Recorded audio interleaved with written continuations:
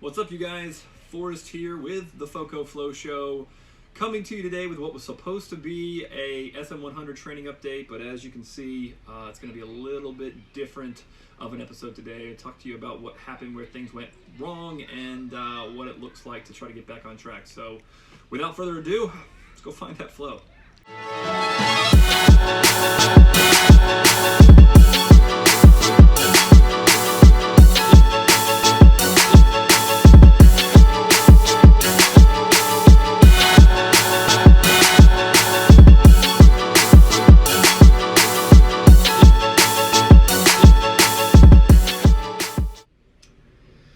So yeah, we have talked a lot about, I did an entire video on how to mountain bike in a pandemic, and one of the things that I advised everybody to do was to ride safer than they were used to and to be conservative with their efforts. And well, I'm ashamed to admit that I didn't really follow my own advice. It was a Sunday afternoon. I was going on a short, quick ride before my family and I were supposed to go on a hike. The knee pads were dirty.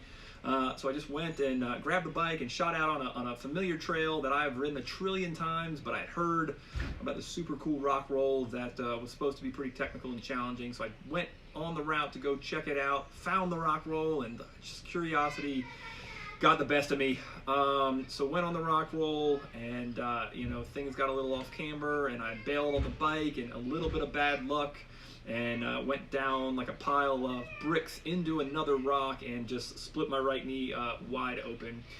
So I've got a little bit of a reenactment here that we're going to show you, and we will then go through what the outcome, the damage, the injury, and recovery is going to look like. So let's tune into him. I do want to reiterate that this is not live footage.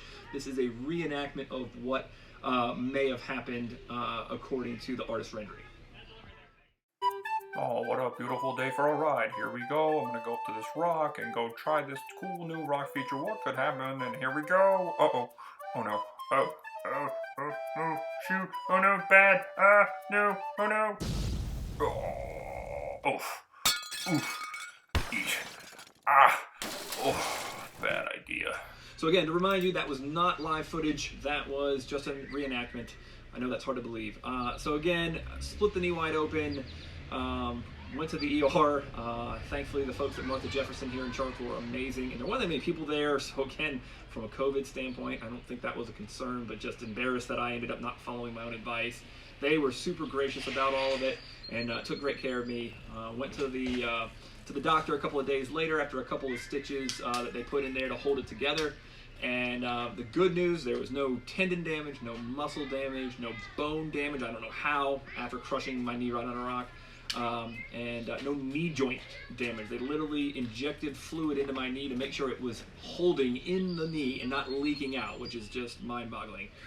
All of that to say, this played out about as good as it could have. There's 4 stitches in the knee that's going to hold together a 4-inch gash for another week and a half. And then the doctor's going to take those out. It's going to keep healing, and fingers crossed, no infection. I'm on antibiotics. I'm on some pain meds. Prognosis, ETA, I should be mobile in 4 weeks. And then 2 weeks later, Doc, who is a mountain biker, thanks Dr. Edwards, saying that I should be riding in about 6 weeks, which is just really, really insane. It could have been way longer. So fortunate in that regard. For the next 5.5 weeks, I'm going to go nuts, not being able to do anything, but put some content out for you guys. So don't do what I did. Again, it was just a little bit of bad luck in the end. If I'd fallen 2 inches to the left, I wouldn't have had the knee damage. It would have been a little scrape. I'll update you guys quickly on the training I had ramped up so far for SM. Right now it's still scheduled for September 6th, so that should still be on. I was on pace, but I don't have to hit the reset button. So we'll look at my Strava real quick, show you where I was at, what I was doing, and then we'll talk about what it's going to look like to keep things going 6 weeks from now. So here we go. So you'll see here few good rides that I was able to get out to, especially the Massanutten video that I put out last week. That was probably the highlight of the last month or so of riding. Everything else was mostly local, mostly riding solo, places like O Hill and Biscuit Run, and some of the other trails by the house. So overall, it was a good training week, good training month, ramping up to before the injury. I was previously averaging around 40 miles a week, and you'll see here that I've been able to increase that to 50, almost 60 miles a week. So I had tangibly increased some of my training efforts. Had not really made many trips out to Stokesville yet. In fact, none. You know, Massanutten, there was a little bit of not Stokesville, but Shenandoah in there.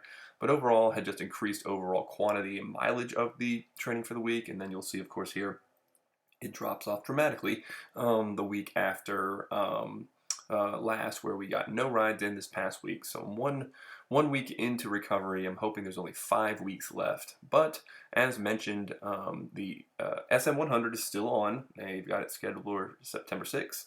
And they relocated, switched the date on the Stupid 50 to a date in June. I think that one may still be in jeopardy, but fingers crossed, I'll just have gotten better by that time. So if it's on, I'll try my best to suffer through that, or maybe they'll push it back another month. I'm not sure what the plan is there. So at any rate, praying and hoping for a quick and speedy recovery here so that we can hop back into the training. I'll ramp you up once it matters again on that. I got other videos for you coming out on other topics while I'm recovering. But in the meantime, since I can't, make sure when you get out there, you get a ride in for me and you go find that flow.